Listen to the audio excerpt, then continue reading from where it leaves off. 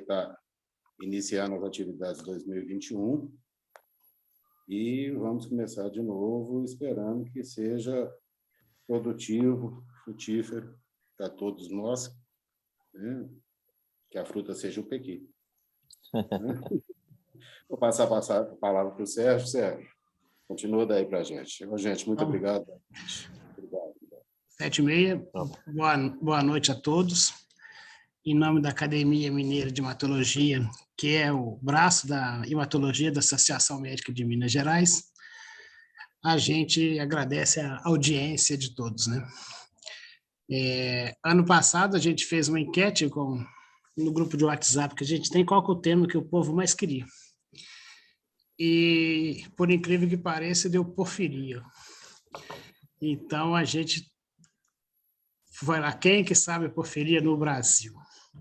Pensamos. E qual a surpresa nossa? Quem que sabe porfiria? Guilherme Perini.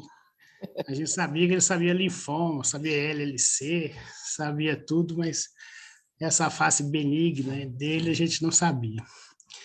Então, o Glaciano o convidou, a gente fica muito feliz. Obrigado, viu, Perini? Valeu. Mais uma vez está aqui com a gente, né? Ano passado ele já falou de LLC para a gente.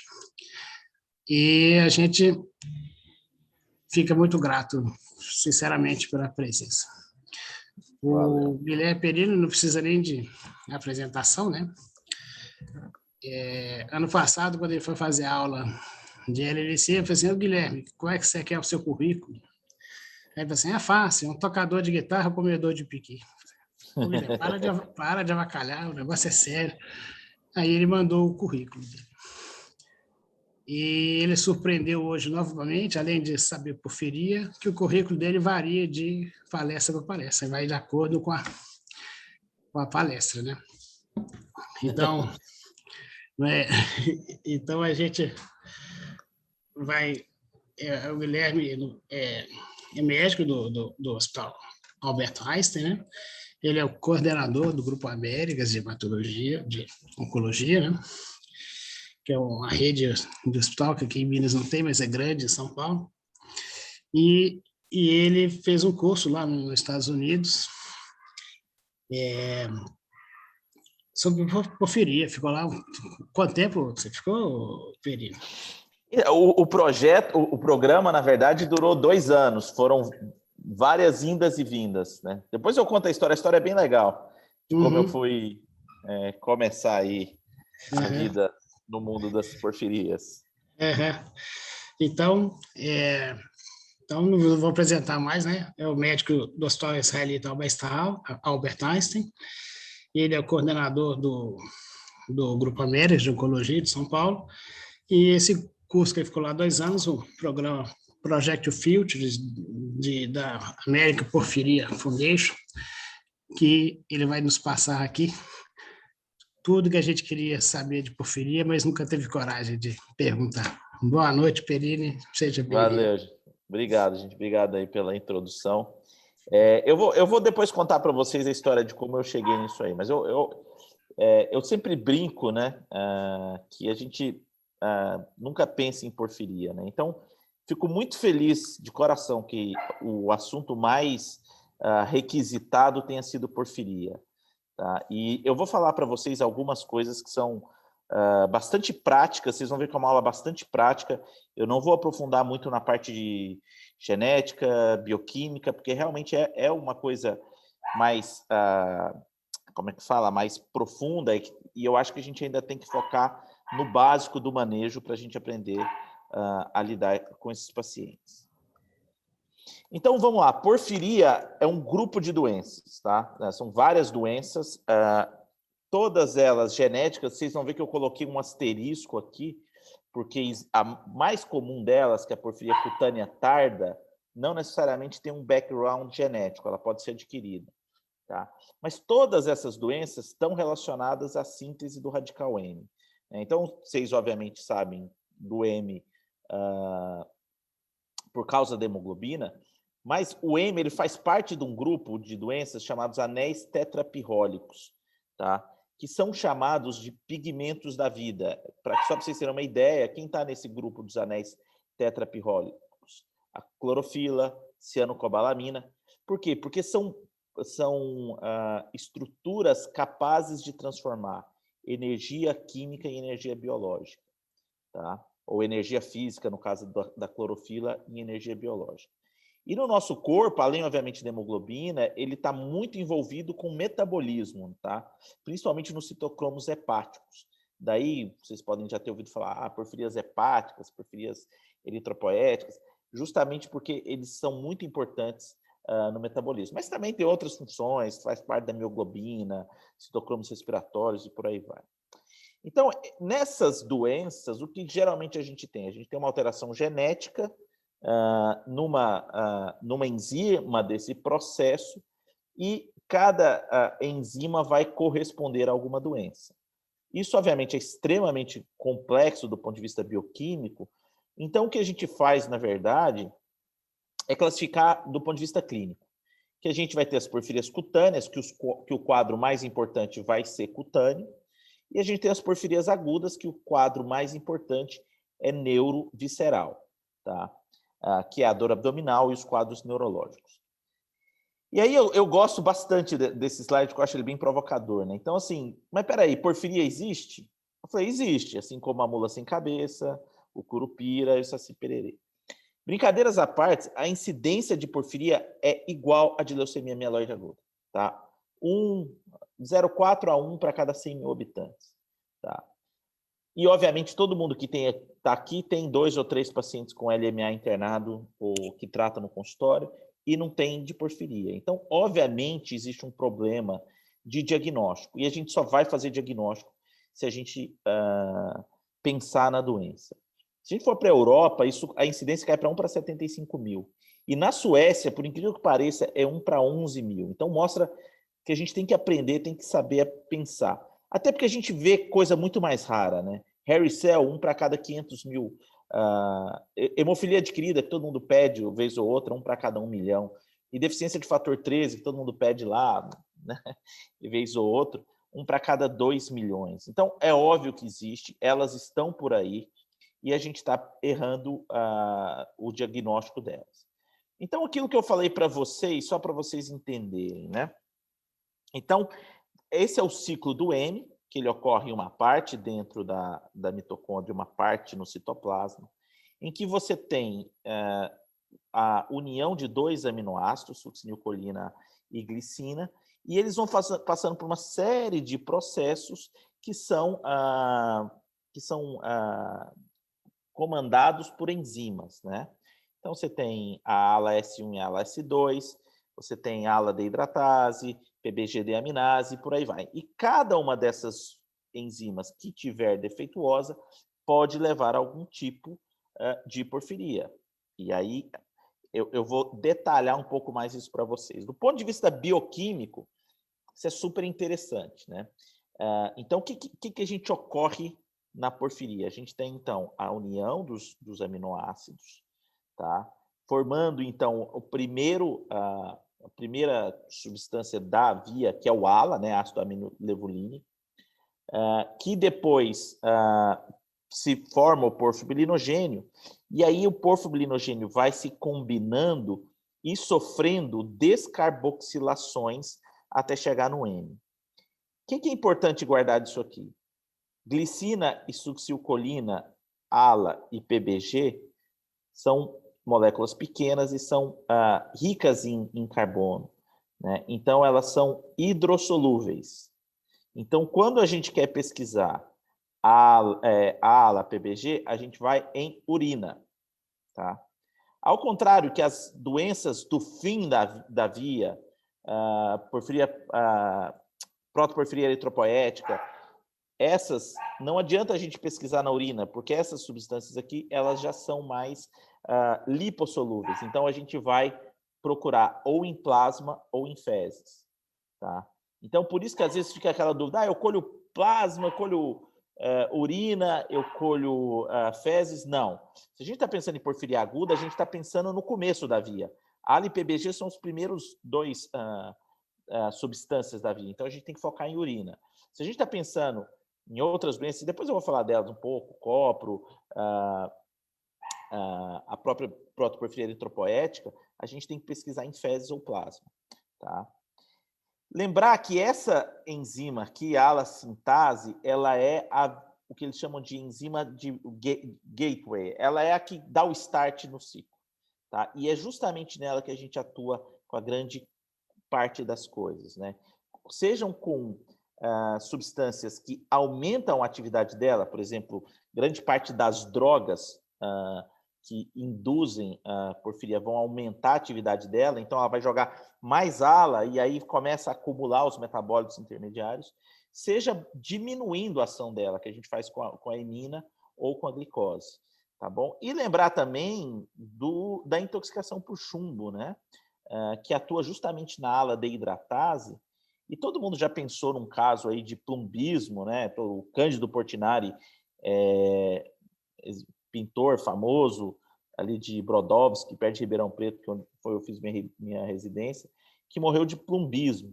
E o que é o plumbismo? É uma porfiria crônica. O que o paciente tem? Dor abdominal e neuropatia. É sintoma neurovisceral. A única coisa que, ao invés de ser uma coisa arrastada, na porfiria isso é uma crise aguda. Então, o que a gente tem que levar de tudo isso que eu falei para vocês? Esse processo da síntese do ME é complexo, a gente tem várias enzimas, cada enzima vai ter uma doença correspondente, mas o que é mais importante guardar mesmo é que a gente está saindo de produtos que são hidrossolúveis, como PBG e ALA, conforme a via vai passando, para produtos que são lipossolúveis, então vão sair nas fezes e não na urina.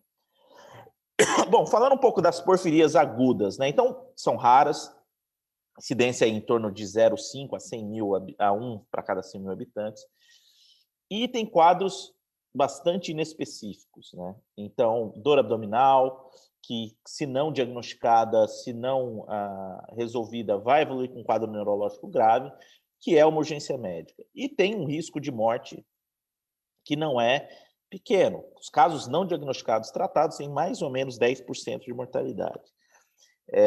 Quem gosta de ler, a Isabel Allende, que é uma escritora famosa, Casa dos Espíritos e muitos outros, tem um livro que ela escreveu para a filha dela, que é a Paula, que morreu de porfiria. A Isabel Allende hoje é uma das principais mantenedoras da American Porphyria Foundation, junto com um guitarrista de uma banda de rock dos anos 70, chamado Styx, não sei se vocês conhecem, ficou famoso com a música chamada Sail Away, que a esposa do guitarrista tinha. Eu tive a oportunidade, quando eu participei do Coisa, de fazer entrevista tanto com a Isabel Allende quanto com o guitarrista do Styx. E foi muito legal, assim, né? Eu gosto muito dessas coisas. Então, o que acontece na porfiria aguda? Então, a gente tem acúmulo de metabólitos, que são o PBG e o ALA, que, de novo, são hidrossolúveis, que são neurotóxicos, tá? Uma coisa importante vocês terem na cabeça é que PBG e ALA é incolor, tá? E o que deixa a urina com essa cor de vinho do Porto, famosa, é um processo que o PBG sofre, que é uma ciclização não enzimática, potencializada pela luz. E aí ele vira porfirina, uroporfirina 1 e uroporfirina 3, que as porfirinas têm cor avermelhada. Por que isso é importante? Porque se você vai esperar o seu paciente ter a urina vermelha, é porque a expressão de PBG já está explodida, entendeu? Então, o ideal seria a gente pensar na crise antes da urina ficar vermelha, tá? Posso pegar a urina e colocar no sol para potencializar? Pode. A gente não faz isso, porque isso é medieval, entendeu? A gente tem que mesmo pensar na doença e solicitar o exame correto, que é PBG e ALA na urina de 24 horas. Quando a gente fala de porfiria aguda, a gente fala de 4 doenças, tá? Eu vou passar muito rápido pela ala D, que é extremamente rara, e a gente tem 3 doenças mais comuns. Porfiria aguda intermitente, coproporfiria hereditária e porfiria variegata. Porfiria variegata tem uma história interessante, que ela é muito comum na África do Sul, porque ela foi levada por um casal holandês. e por causa do apartheid, teve muita pouca miscigenação, então é muito comum. Agora, o painel genético está bem mais barato aqui no Brasil, está em torno de R$ 3.500. Eu tenho feito sistematicamente dos meus pacientes. Tirando, obviamente, as agudas intermitentes, eu tenho visto algumas porfirias variegata. Eu tenho 2 porfirias variegatas confirmadas geneticamente. Copra é extremamente rara também. Então, pensando nas porfirias agudas, qual que é a fisiopatologia? Então, você tem lá na via um substrato que vai ser transformado por uma enzima e gerar um produto, né? Quando a pessoa nasce com alteração genética da porfiria, ela vai ter essa enzima pouco funcionante. E aí, com gatilhos que são principalmente medicação, mas podem ser infecção, estresse, hormônio, jejum muito prolongado, você tem uma potencialização disso e você começa a ter o acúmulo dos metabólicos intermediários, principalmente, né, o ALA e o PBG, que vão ter essa neurotoxicidade direta. A dor abdominal da porfiria ela é neurológica, ela não tem, como é que fala? Alteração estrutural abdominal, não, é uma irritação do plexo esplênico. Então, o paciente vai ter vômito, vai ter diarreia ou constipação e vai ter muita dor abdominal. Conforme isso vai aumentando a concentração, você começa a ter passagem disso para o sistema nervoso central, e aí tem uma série de mecanismos que vão acontecer no sistema nervoso central, estimulação de receptor GABAérgico, depressão de triptofano, e aí você tem os quadros neurológicos graves. Então, esse é o quadro clínico do paciente porfiria aguda, né? Então, esse acúmulo de PBG e ALA vai levar à desautonomia, então o paciente é taquicárdico, hipertenso, irritação do plexo esplênico, então vai ter bastante dor abdominal, vai ter diarreia, vai ter vômito, vai ter constipação, e conforme isso piora, vai chegar no quadro de neurotoxicidade, né? E aí começa geralmente com agitação psicomotora, a alucinação é bastante comum, e depois tem 2 caminhos principais: ou o paciente convulsiona, ou ele faz um quadro de polineuropatia desmelinizante, muito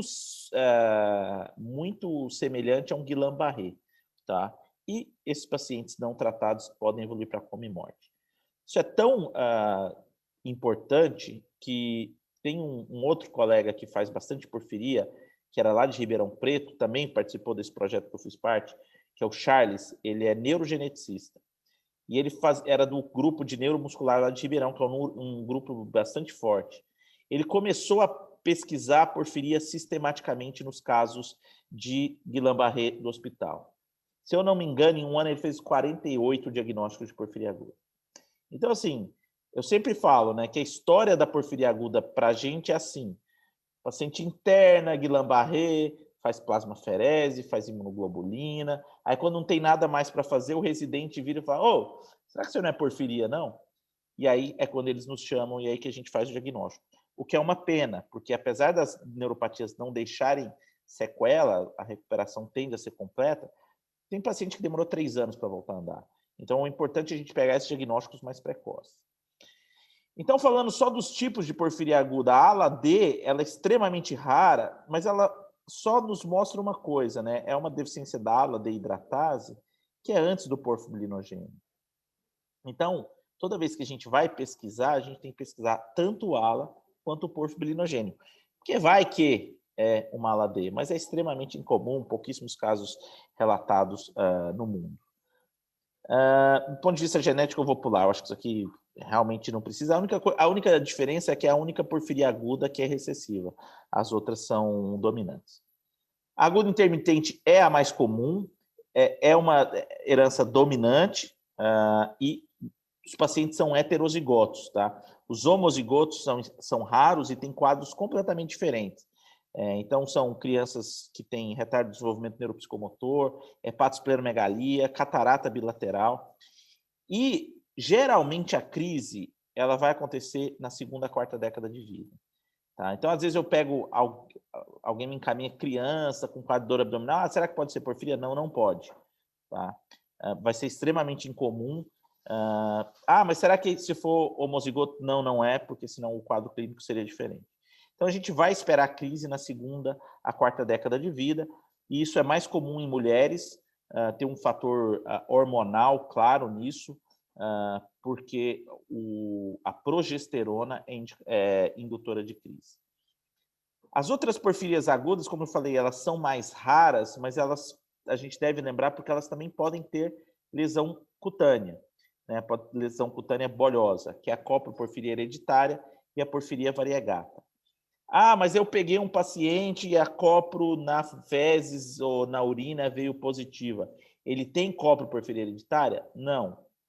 Para ser crise, tem que aumentar a PBG e ALA, seja na porfiria variegata, seja na coproporfiria.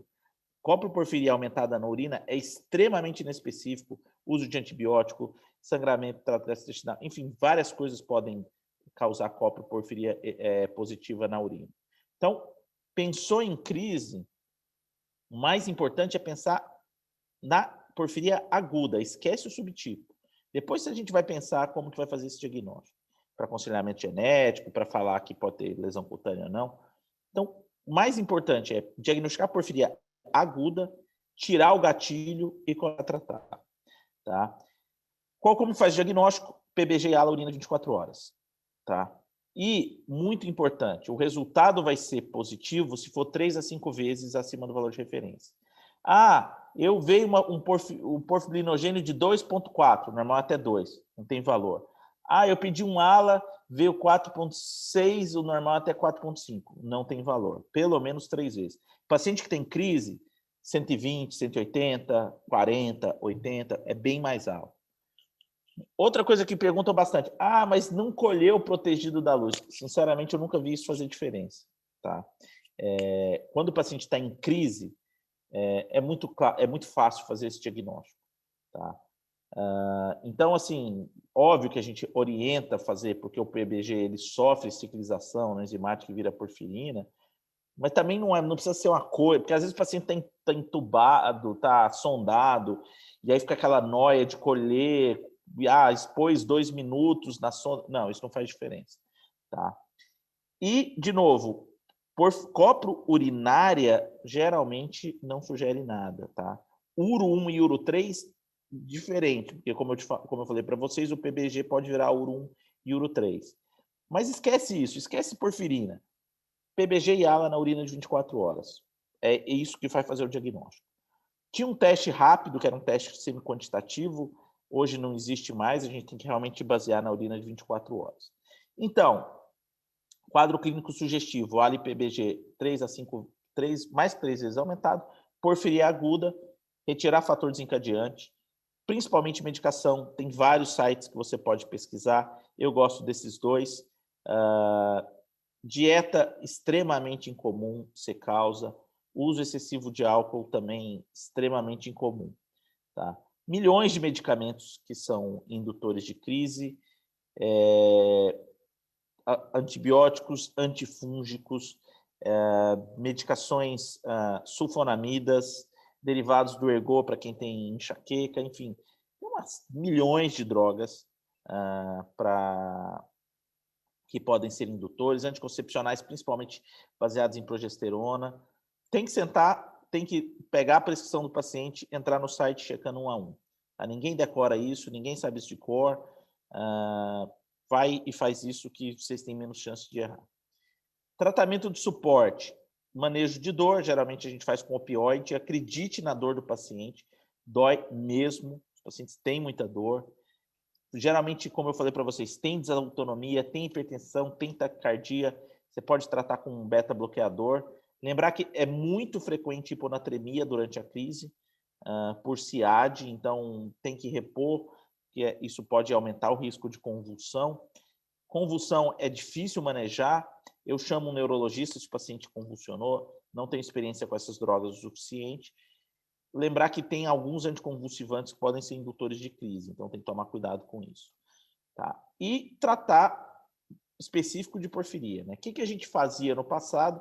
Sobrecarga de glicose, põe lá o sorão, 10% de glicose, deixa lá ficar correndo.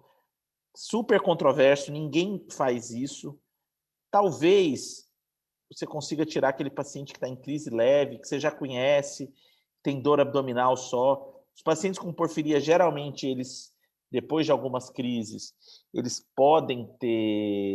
percebem quando eles vão entrar em crise, começa a ficar um pouco mais agitado, começa a ter o sono mais carregado. Então, eu tenho paciente que já me liga e fala, tô achando que tô começando a entrar em crise.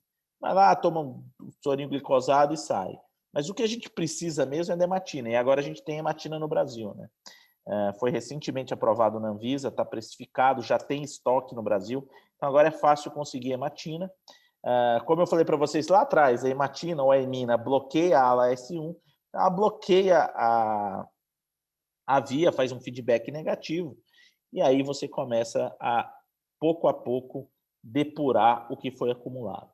Hematina não é milagre, hematina não é garrafada. O paciente que está lá paralisado não vai tomar hematina e vai sair andando. Tá? O que a hematina faz é evitar que o paciente morra. Tá? É evitar que ele piore. O dano neurológico vai demorar um pouco para ser recuperado, principalmente os quadros de neuropatia desmielinizante. Quadro convulsivo até sai mais rápido. Você faz a hematina, o paciente geralmente sai rápido. O paciente que ficou lá acamado, sem força, meses para recuperar. Tá? Qual formulação usar? Que está disponível agora, a gente tem no Brasil, esqueci o nome da empresa, já lembro agora, que está trazendo. Muito bom, a gente tinha uma luta gigantesca para conseguir hematina para os pacientes. Alguns pacientes vão ter crises recorrentes, que são aqueles pacientes com mais que 4 crises ao ano. Geralmente são mulheres jovens. Por quê? Porque o gatilho geralmente tem contribuição do ciclo hormonal. A gente tinha algumas opções no passado, infusão frequente de hematina, bloqueio hormonal com análogos de GNH-RH. Eu, infelizmente, tenho paciente que eu tive que fazer isso, que eu acho uma tragédia você pegar uma mulher jovem e colocá-la em menopausa por causa disso. Mas a gente tem alguns tratamentos chegando aí. Transplante hepático só em casos extremamente incomuns, resistentes. O Charles, lá em Ribeirão, teve um primeiro caso para a coproporfiria hereditária, não publicou, infelizmente, primeiro do mundo, né? Mas tem alguns casos para transplante hepático para porfiria aguda intermitente. Lembrar que tem um grupo de pacientes com porfiria aguda que são excretores crônicos, tá?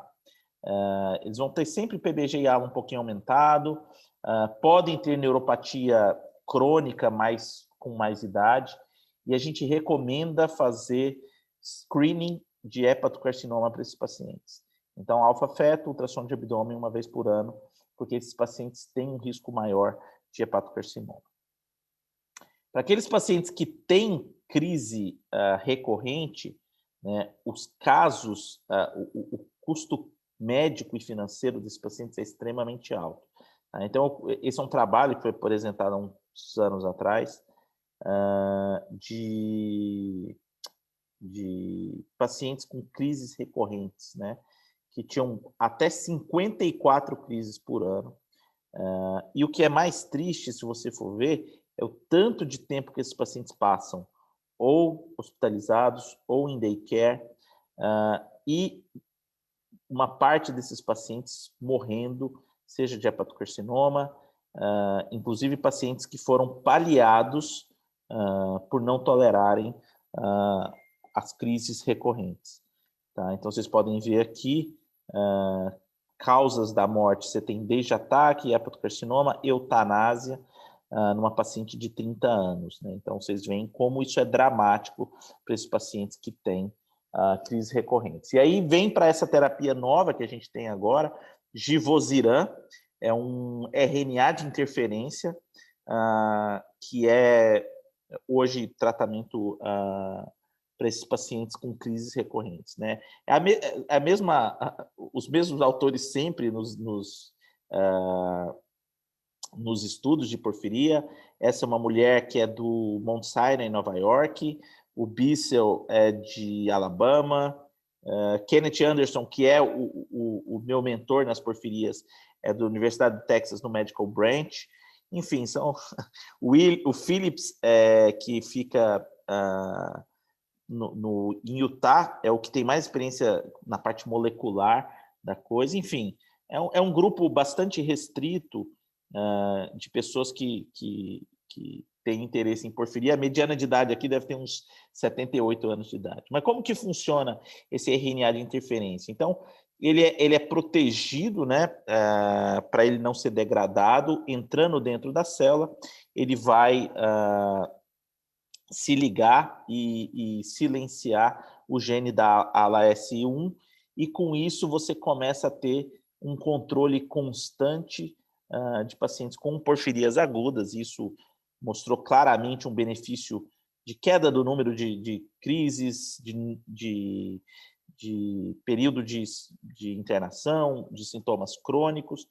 É uma coisa inacreditável. Você tem aí uma diminuição de 74% de sintomas, de 90% na porfiria aguda intermitente, na taxa de ataques por ano. Então, é realmente uma terapia muito eficaz, pouco tóxica. Ela vai ser uma injeção subcutânea. Ela já está aprovada no Brasil, ainda está em precificação para comercialização, mas vai ser uma possibilidade para esses pacientes que têm crises recorrentes, né? Então, aqui só mostrando também queda do ALA, queda do PBG. Eu fui convidado a participar desse estudo clínico. Infelizmente, a CONEP, ou a Anvisa, bloqueou o estudo clínico. Então, eu perdi minha chance de entrar no New England, né? Vai ficar para a próxima encarnação. Pouco evento adverso, alguns quadros alérgicos, quadros locais e um pouco de náusea, né? Náusea é o evento adverso mais comum para esses pacientes. Bom, vou falar agora um pouco das porfirias cutâneas, né? Aqui é totalmente diferente. O quadro vai ser de pele, de fotossensibilidade, tá? Todas elas vão dar lesões bolhosas, vão fazer bolhas na pele, com exceção da protoporfiria eritropoética. E aí o tipo de herança é um pouco mais complicada, principalmente para a protoporfiria eritropoética, mas são doenças que são geralmente recessivas e são raras, com exceção da porfiria cutânea tarda, né? E aí, qualquer fisiopatologia, você tem acúmulo de porfirinas, não de PBG e ALA. Essas porfirinas são fotossensíveis, elas se excitam quando expostas à luz, liberam radicais livres que vão levar, então, à inflamação, degranulação de mastócito, pode ter edema, formação de bolha. Com o passar do tempo, esses pacientes vão apresentando hipertricose e paquidermização da pele. A pele vai ficando mais com os traços mais profundos, mais envelhecida e, obviamente, com risco aí de mutilação, que é muito comum na cutânea tarda mal conduzida e na congênita eritropoética, né? Então, porfiria cutânea tarda, a mais comum delas, você tem forma familiar e forma esporádica também. Hoje em dia, com Next Generation Sequencing, a gente percebe que existe um background genético para porfiria cutânea tarda, mas não é uma coisa que você precisa pesquisar, tá? O que acontece na porfiria cutânea tarda? Sobrecarga de ferro hepático, tá? Ponto final. O ferro diminui a eficiência da urodecarboxilase. O que leva à sobrecarga de ferro hepático? Obviamente, sobrecarga de ferro, mas uso abusivo de álcool, estrógeno, infecções crônicas, HIV, uso de droga, tudo aumenta o ferro hepático e, com isso, pode levar a porfiria cutânea tarda. Eu falei para vocês, são lesões bolhosas, mas vai ser raro ver bolha. Por quê? Porque a pele é tão friável que o que você vai ver, na verdade, é isso aqui. São várias lesões que eram bolhas que se romperam. Isso aqui é foto do meu consultório, tá? Vocês podem ver, esse era um paciente homem, trabalhava com plantação, não se cuidava. E você vê que as áreas que são expostas à luz, que o mais comum da gente é mão e cabeça, couro cabeludo, você tem essas lesões aqui. Aqui uma bolinha querendo se formar. Mas, às vezes, você pode pegar uma paciente de sexo feminino, você vê muito mais bem cuidada, unha bem feita. Você pode ver aqui que quase você não consegue detectar as lesões. Essa é uma paciente que tinha uma esferocitose, tinha uma sobrecarga de ferro secundária, e com isso tinha porfiria cutânea tarda. Se você fizer biópsia, o que você vai ver é um descolamento da epiderme e da derme, e aqui você consegue detectar, então, as porfirinas na imunohistoquímica. Então, o que a gente faz? Na verdade, a gente vai fazer o diagnóstico. Isso é feito ou por plasma ou por urina mesmo. Porfiria cutânea tarda você ainda consegue fazer o diagnóstico por urina. Vai ver se tem sobrecarga de ferro. Por quê? Porque além de tirar os fatores desencadeantes, como álcool, estrógeno, tratar HIV, tratar hepatite C, você pode fazer sangria para baixar esse ferro hepático, tá? E, obviamente, até você ter o controle, tem que ter proteção solar. E aqui não como é que fala? Protetor solar, porque não é o UVA, UVB que estimula, é luz. Então, você ou tem que ter um bloqueador físico, como luva, chapéu, etc. e tal, ou tem que ser bloqueador solar, tá? Jet bronze mesmo, para ficar tampado, para não formar as bolhas. Quem tiver ferritina aumentado, sangrar esse paciente, funciona, demora clinicamente para ter um clearance disso. Então, os pacientes, se você for vigiando as porfirinas até 6 meses, vai estar aumentado. E para quem tem ferritina normal ou para quem você quer um controle mais rápido, você pode usar a droga do presidente. Para alguma coisa ela tem que servir, né? Que é a hidroxicloroquina. Muito importante aqui, gente, é que a hidroxicloroquina ela funciona como um quelante hepático de porfirinas. Tá? Então, a dose que você tem que utilizar é uma dose muito baixa. Porque se você utilizar a dose alta, 1 comprimido por dia, 2 comprimidos por dia, você faz uma quelação muito rápida e você tem um flare. Então, o paciente tem uma piora cutânea muito significativa. Então, a dose para utilizar, para fazer com a hidroxicloroquina é 100 a 200 miligramas 2 vezes por semana, tá? Senão o paciente vai piorar. Eu geralmente faço os dois ao mesmo tempo, eu sangro e faço a hidroxicloroquina para controlar melhor.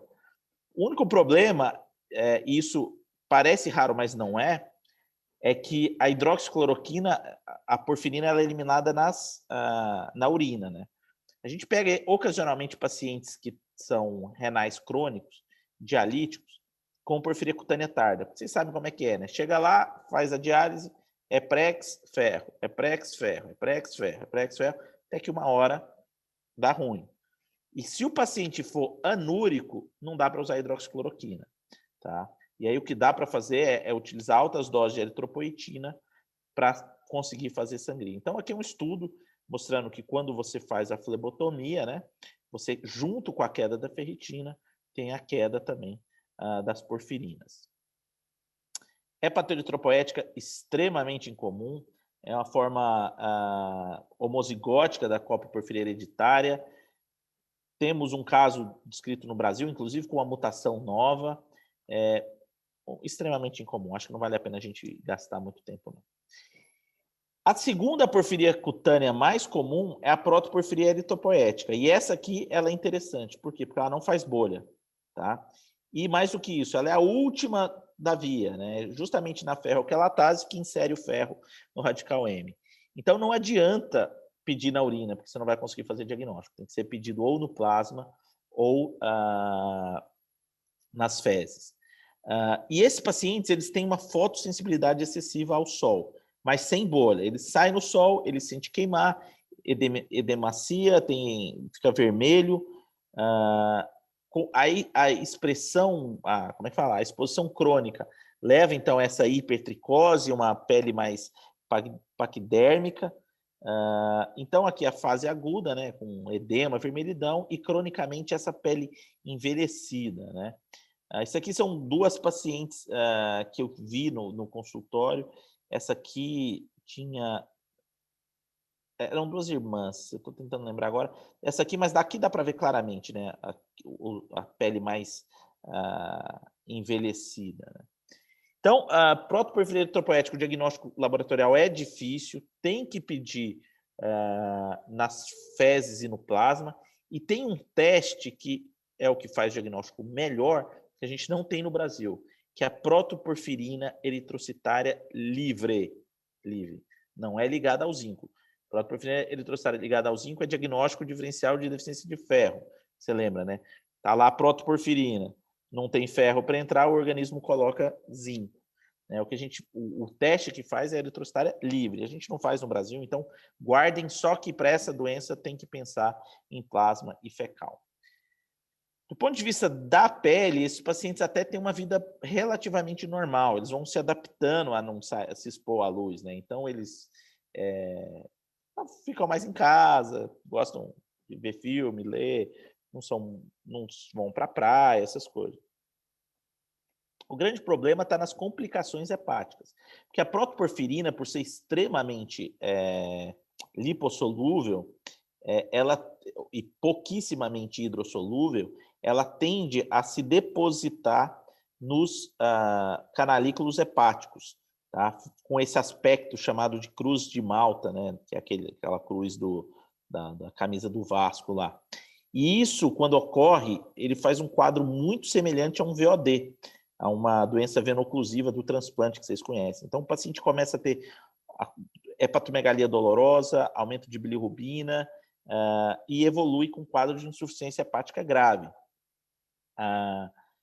Então, antes de falar do tratamento da doença hepática, o que a gente faz para a protoporfirina eritropoética? Proteção solar, com uso de protetor solar opaco, né? Então, de novo, o jet bronze aí ajuda esses pacientes a tolerar mais a luz. Antigamente, a gente dava altas doses de beta-caroteno. Aí o paciente ficava meio alaranjado, assim. Por quê? Porque o beta-caroteno, ele disputa com a protoporfirina o espectro de luz, né? Então, com isso, o paciente tolerava melhor. Hoje em dia, a gente tem uma droga, que é o alfa-melanotide, que é um bastão subcutâneo, que é um estimulador de produção de melanina. Né? E aí foi muito engraçado a história dessa droga, porque eles desenharam para ser um estudo fase 3, randomizado, inicialmente duplo cego. Só que depois de uma semana, metade das pessoas estavam bronzeadas, metade não estava. Então não fazia sentido ser duplo cego. E a segunda parte interessante desse estudo é que eles queriam demonstrar que os pacientes tolerariam mais tempo ao sol. O problema é que esses pacientes têm muito receio em sair para o sol e adaptaram a sua vida a não se expor ao sol. Então, tinha que ter uma campanha, e é muito interessante que o estudo, eles tinham, igual tem quem trabalha com radioterapia, que tem um captador de radiação, eles tinham um captador de exposição solar, que era justamente para mostrar, mas eles tinham que insistir para os pacientes fazerem isso, para que isso demonstrasse benefício. E demonstrou, está aprovado hoje nos Estados Unidos e na Europa, mas a gente ainda não tem aqui. O grande problema da protoporfirina eritropoética está no fígado, né? Não tem muito o que fazer, já tentou-se de tudo, hematina, plasma, colesteramina, carvão ativado, aparentemente nada resolve, uma parte significativa desses pacientes vão para transplante hepático. O problema é que protoporfiria eritropoética, o problema está na medula óssea. O fígado é só o filtro disso aí. Então, o ideal é você fazer o transplante hepático e depois seguir com o transplante de medula óssea. Eu tive uma paciente que foi para transplante hepático por insuficiência hepática e a gente tinha uma programação de um transplante de medula óssea, ela teve muita complicação no transplante hepático e ela não tinha performance para ir para o transplante de medula óssea. Ela acabou reativando a doença hepática e veio a falecer, menina de 26 anos de idade, mãe médica, super cuidadosa. E agora tem um outro problema, ela tem a irmã dela que também tem protoporfirina eritropoética, só que ainda não manifestou o quadro hepático, né? Então a gente fica nessa escolha aí de transplantar, não transplantar, esperar, sabendo que pode ser que, né, isso dê uma complicação mais séria. Aqui só para mostrar para vocês, acho que o slide ficou dobrado, que o beta-caroteno disputa com a protoporfirina o espectro de luz, né? Então com isso você ajuda aí, você compete com a protoporfirina com a luz. E por fim, a gente tem a mais famosa das porfirias cutâneas que gerou aí essa lenda dos vampiros e tudo mais, que a porfiria eritropoética congênita ou doença de Gunther. Essa só precisa ver uma vez na vida, né? Criança que nasce com extrema sensibilidade à luz, com deposição altíssima de porfirina, dentes ficam avermelhados, daí a história dos vampiros, de tomar sangue, lesões extremamente mutilantes, tá? O diagnóstico aí é fácil. Tem depósito ocular, tem depósito, então o paciente pode ter catarata, pode ficar cego, tem lesão óssea grave, inclusive tem estudos mostrando que essa deposição é tão alta que se você expor o osso de pacientes que já faleceram, anos depois da luz ultravioleta, você ainda tem, ainda brilha o osso, né? E muita complicação hematológica. Por quê? Porque essa porfirina eritrocitária, ela é tóxica, acaba levando, então, a quadros de hemólise, esplenomegalia, plaquetopenia. E o que tem para fazer para esses pacientes é proteção total e absoluta à luz, suporte hematológico e transplante de medula óssea, né? São poucos casos no mundo. A gente fez o primeiro caso no Brasil em 2013. Era essa paciente, é um transplante de medula mágico, porque durante todo o tempo o quarto escuro, muito cuidado na hora de passar catéter, porque pode queimar se o foco ficar muito em cima. A urina desses pacientes é totalmente avermelhada pela alta excreção de porfirina. No dia que a medula pega, a urina clareia. É uma coisa assim, é incrível. A gente fez esse transplante, chegamos a levar para o congresso, infelizmente a paciente faleceu de complicações infecciosas, mas era uma paciente tadinha, muito triste. Ela nasceu no interior do Amazonas, de Alagoas. Quando chegou para a gente, ela já tinha tido um AVC, hemólise crônica, né? Aumenta o risco de trombose. Já tinha muitas lesões mutilantes, ela já tinha perdido um pedaço de orelha, 2 falanges, tinha uma excreção altíssima e estava curada, mas infelizmente veio a falecer de uma pneumonia em casa. Mas tem casos de sucesso. Esse é um caso aqui bastante... Saiu na Blood há um tempo atrás, como imagens. Você vê que uma paciente com a vida normal pós-transplante. Bom, vou contar um pouco, então, a minha história, né? Essas são as pessoas que me ajudaram durante todo esse tempo. Eu estava no MD Anderson fazendo o meu fellow em linfoma, estava acabando, eu não queria voltar, queria ficar mais. A American Porphyria Foundation lançou um programa de treinamento de médicos jovens para fazer porfiria. Por quê? Porque todo mundo que fazia porfiria estava aposentando já. Então, é um projeto chamado Protect the Future. E, muito interessantemente, uma das como é que fala? Exigências desse projeto é que se treinassem médicos brasileiros, né? Muito tempo depois eu fui saber que isso aconteceu, porque um dos principais financiadores desse projeto é um brasileiro, cara, muito legal, por sinal, entre os 5 homens mais ricos do Brasil. E hoje eu posso falar, porque ele lançou uma biografia contando que ele tem porfiria, mas ele foi o motor desse projeto no backstage durante muito tempo.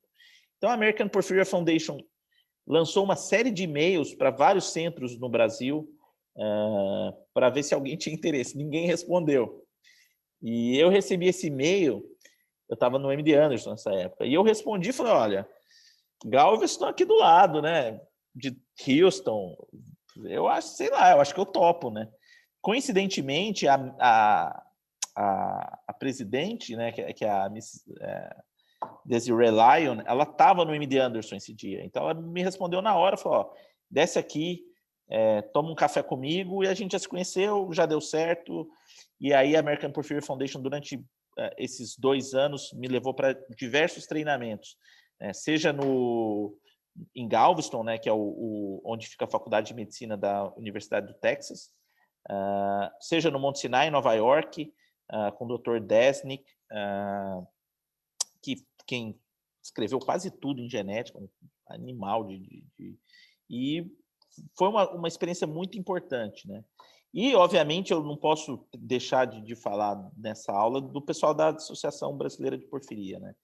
Então, existe, não sei se vocês sabem, a presidente da Associação Brasileira de Porfiria tem porfiria, ela fica em Curitiba, chama Ieda, e ela fez da vida dela ajudar essas pessoas. Então, tudo que andou de porfiria no Brasil não é mérito meu, não é mérito do Charles, não é mérito...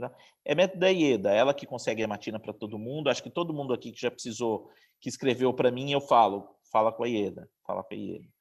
E hoje eu acho que as coisas vão melhorar bastante, os testes estão melhores, a medicação está disponível, e agora está muito mais fácil fazer o teste genético, porque um grande problema da porfiria é aquelas pessoas que acham que tem porfiria e não tem porfiria. Nesses casos hoje, com o painel genético que a gente faz, a gente consegue excluir e aí o paciente vai atrás do que ele realmente tem. Então era isso que eu queria contar, esse é só uma curiosidade de como que eu fui parar na porfiria, e é isso. Eu sempre deixo meu celular, meu e-mail, se precisarem de algum suporte, de alguma ajuda, eu estou aqui à disposição e, bom, eu vou abrir agora para perguntas que eu acho que devem ter algumas. Muito obrigado, Guilherme. Como sempre, brilhante. Já tem pergunta aqui, mas eu vou começar. Aqui em Minas, quem teve porfiria é o Aleijadinho. Aleijadinho a gente achava que era ranceníase, mas é um porfírico, né? É verdade. E outro que teve é o Van Gogh, né? O Van Gogh, talvez a loucura dele era por causa da porfiria. Que porfiria também tem um componente psiquiátrico, né? Eu fiquei uma dúvida aqui do diagnóstico, ver se eu estou correto. Paciente com dor, uma dor intensa, um abdômen relativamente livre, ultrassom pode demonstrar um edema, uma leucocitose leve, uma hiponatremia. Você falou que tem que ser urina de 24 horas. Não dá para fazer amostra simples? Então, que dá, né? Então, urina spot, alguns laboratórios faziam. Hoje em dia, eles não fazem mais. Tá? Eu não sei, por exemplo, aqui em São Paulo, se tem algum lugar que faz urina spot. Tá? Geralmente, eles pedem 24 horas. Só lembrar que é muito importante, como eu falei para vocês, que seja quantitativo, principalmente o PBG, porque às vezes você recebe qualitativo, porfirinogênio positivo. Não adianta nada. Isso não ajuda nada, porque a capacidade de detecção é 0,2 para frente. Então, praticamente, não, é um pouco mais, é tipo 1,5 para frente. Então, você tem pacientes com 1,5 que não vão ser crise e que vão estar positivo, entendeu? E você faz aquela relação na urina, creatinina, porfiria, acima de 10 ou não? Não, isso geralmente sai no laudo já, principalmente para o ALA. Mas, cara, como os aumentos são muito grandes, são muito grandes, não tem muito o que elucubrar, entendeu? Chegou, veio com aumento significativo, assume que é porfiria e trata. Tá bom. E uma... Tô vendo que a Ieda tá aqui, eu não tinha visto que a Ieda estava aqui. Oi, Ieda, puxei seu saco, hein? Eu não sabia que você estava no grupo, não. Fazer uma outra pergunta para você antes de passar. Me explica do teste genético, que a gente trabalha no SUS, não tem esse acesso.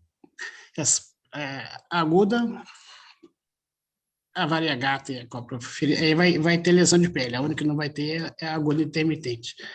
Para que serve realmente o teste genético?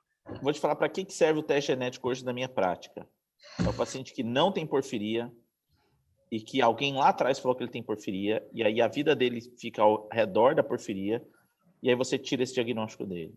Às vezes são consultas difíceis, cara. Tem paciente que ficam revoltadíssimos. O dia, uma paciente até mandou um WhatsApp, assim, tem 27 anos que me falam que eu tenho porfiria, e que eu não posso tomar isso, que eu não posso fazer isso, não sei o que, não sei o que. Agora você fala que eu não tenho?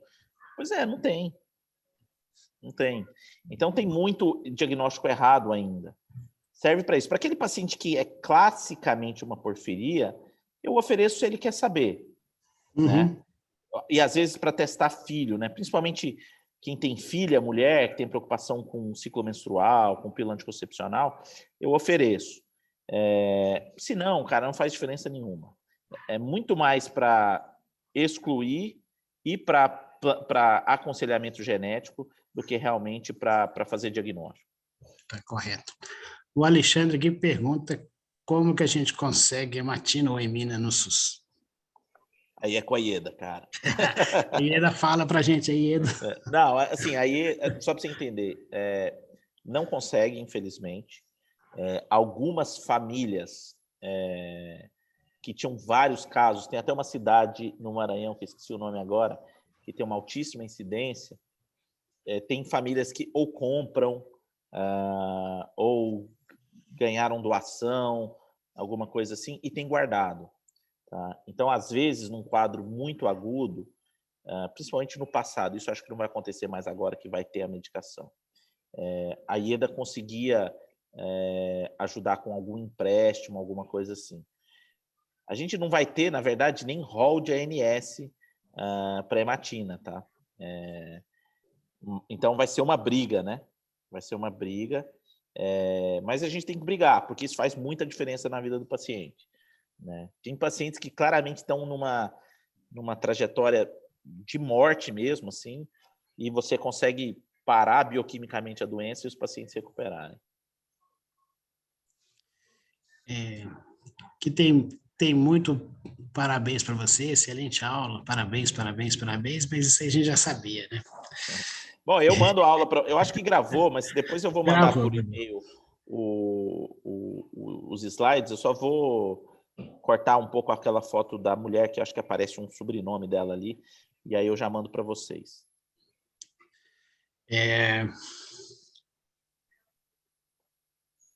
A IEDA está falando aqui que sobre a emina, né, a hematina, o Dr. Ruchat também está aqui. Se ele quiser falar alguma coisa, pode. Está aberto para ele. A gente abre o slide, o microfone. Espera aí que eu vou liberar o áudio, só um minutinho.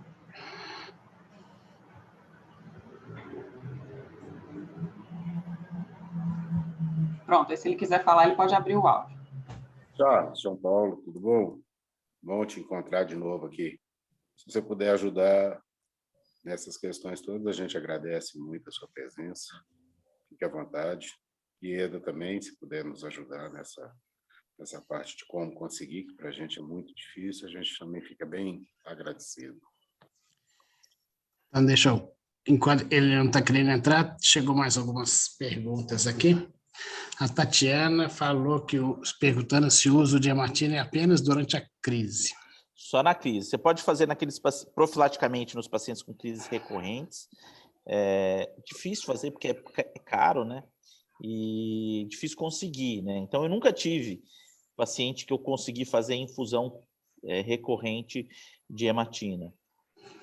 É o que eu falei, aí nesses pacientes, nas mulheres jovens, geralmente, com crises recorrentes, o que eu fiz foi bloqueio hormonal. Isso eu já fiz em 2 pacientes, uma nesse momento ainda está bloqueada. Mas essa era uma paciente, cara, que todo mês ela ia parar no hospital. Chegava ali, final do ciclo menstrual, urina ficava vermelha, dor abdominal, hospital, né? Cara, foi fazer, parou. Então, é ruim, né? Pô, paciente jovem, quer engravidar, quer levar a vida, mas pelo menos até eu conseguir alguma coisa aí, eu precisava fazer isso, senão ela ia morrer.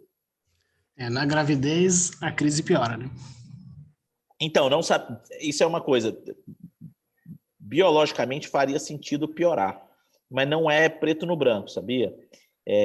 Geralmente, as gestações são relativamente tranquilas. A Ieda mesmo já teve filhos e tudo mais. Tem pacientes que eu pego que tiveram gravidez normal, tal. A gente não sabe explicar um pouco, né? A natureza é sábia, né? Então tem outros mecanismos protetores. Deixa eu continuar aqui enquanto não chega mais pergunta. Uma das chaves do tratamento é a gente evitar desencadeante, que é droga do título com P450, e fazer uma mulher jovem, 20 anos, né, que a gente tem que oferecer dieta hipercalórica. Isso dá problema, né? Então,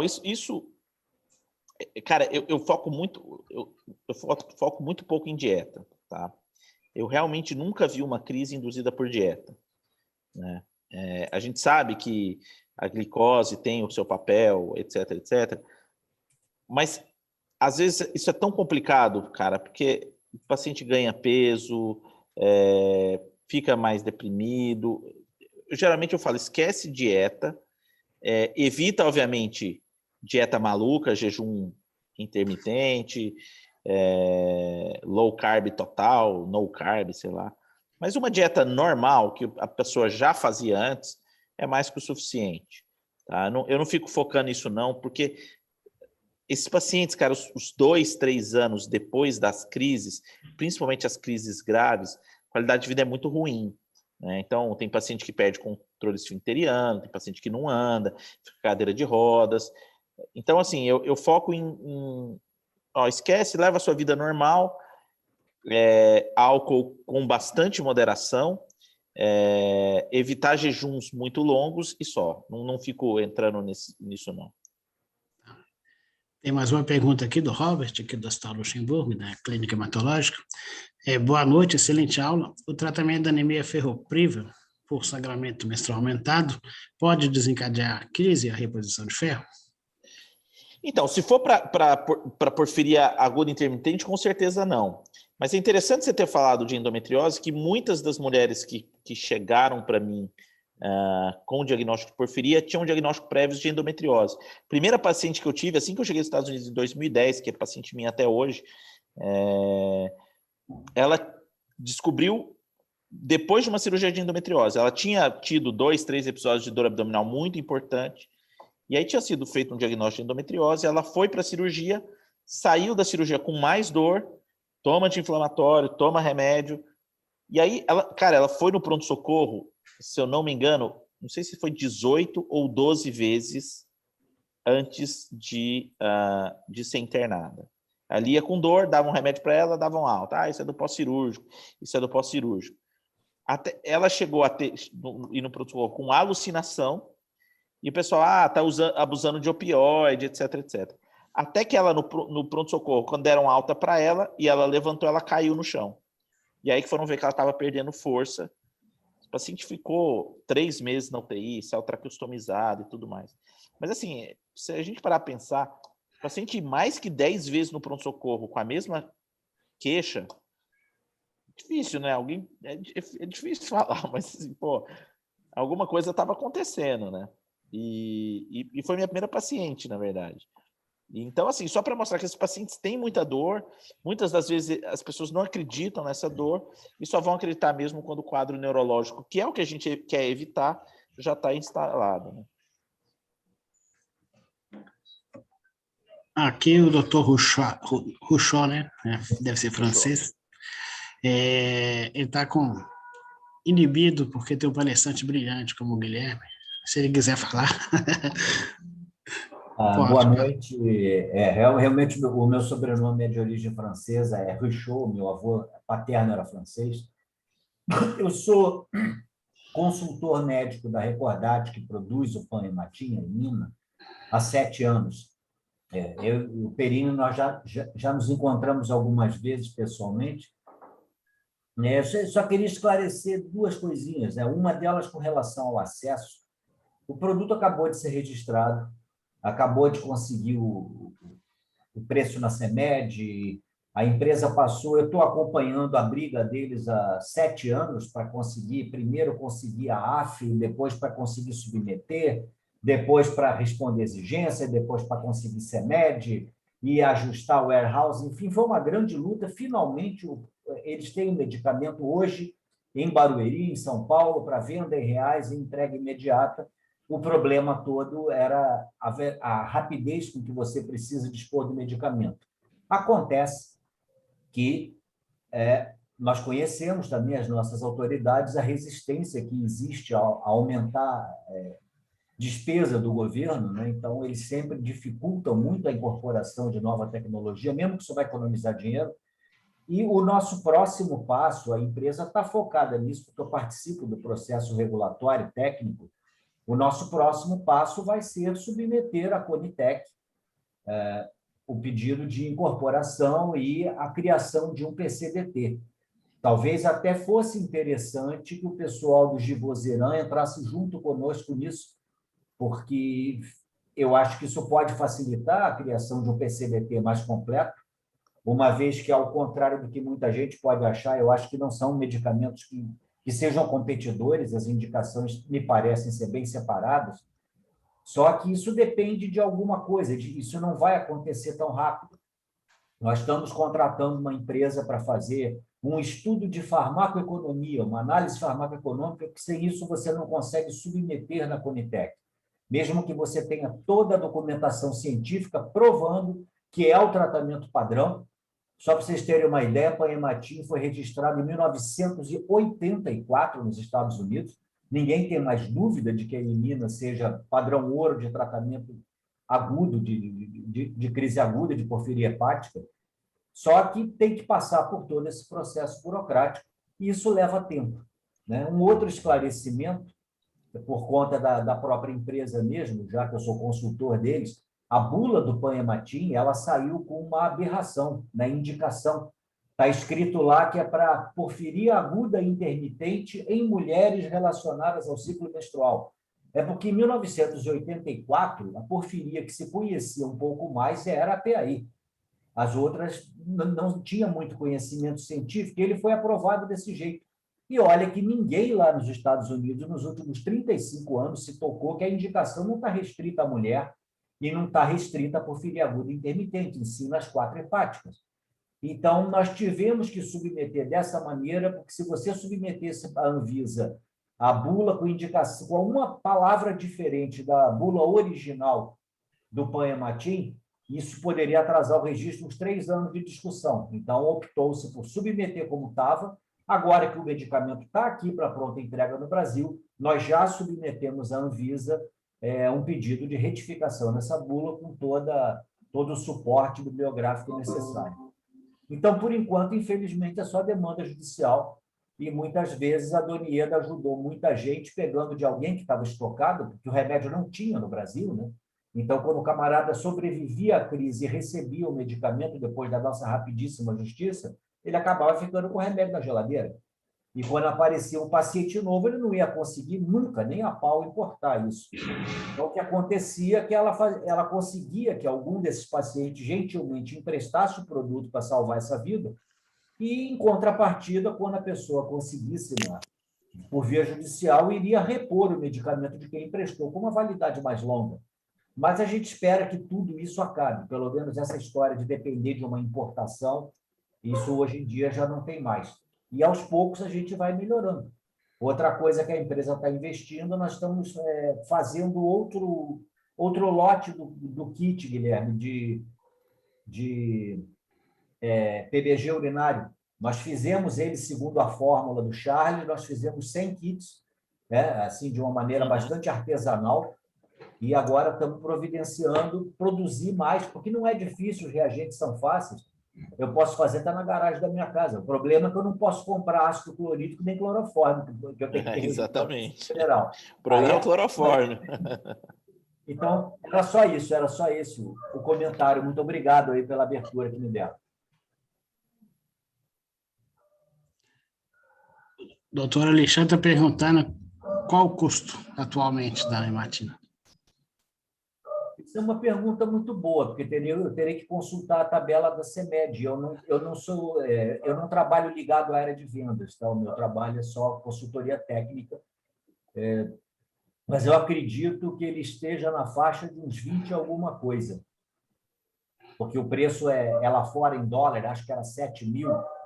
Eu não estou muito inteirado disso, não. E tem essa história de lista positiva, lista negativa, preço para governo, ICMS de 17, 18, isso é demais para mim. Isso é para o pessoal da área de venda. Seria 20 mil o tratamento, o frasco, Não, ou o dia? Porque normalmente são 4 dias. É por frasco. Que eu saiba, é por frasco. Não é barato mesmo, não. Eu não faço ideia de quanto custa o Givosiran, mas eu acredito que o benefício que ele vai trazer também acho que compensa. Não, compensa, com certeza compensa, né? Para esses pacientes são poucos, né? De novo, grande parte dos pacientes vão ter uma, duas crises na vida, mas aqueles que têm crises recorrentes é um inferno a vida dos pacientes. Não precisa ir longe, gente. Eu apresentei um dado de uma menina de 30 anos que escolheu eutanásia. Não, é uma loucura isso. Preferia, né? Então, realmente é uma vida de sofrimento. Não, e outra coisa, mesmo o que o pessoal estava fazendo antes de aparecer isso, tinha gente que estava tentando fazer uso continuado de enina. O problema é que você acaba tendo sobrecarga de ferro se for uma frequência tão alta de crises, né? Então, isso aí pode realmente beneficiar algumas pessoas que têm essas formas mais catastróficas da doença, vamos dizer assim. Sem dúvida. Eu acho que não tem mais pergunta aqui não, Perini. Então, beleza, pessoal. Mas Coisa, se tiver o simpósio nosso esse ano, por causa do Covid, a gente estava pensando em te chamar presencialmente para falar de linfoma agora, tá? Boa. Aí sim. Mas depende. Esse é o lado A, preferi é o lado B. Agora é o lado B. Se o Covid deixar, no segundo semestre, estaremos aí. Sobre o nosso simpósio que a gente faz de 2 em 2 anos. Geralmente é muito bom. Obrigado mais uma muito vez. Feliz de Valeu. Falou, Guilherme. Muito obrigado. Tá, Jorge? Valeu. Tchau, tchau. Muito obrigado. Boa noite a vocês.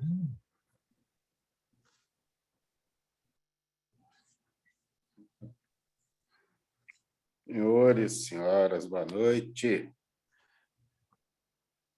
Tira o povo aí, João.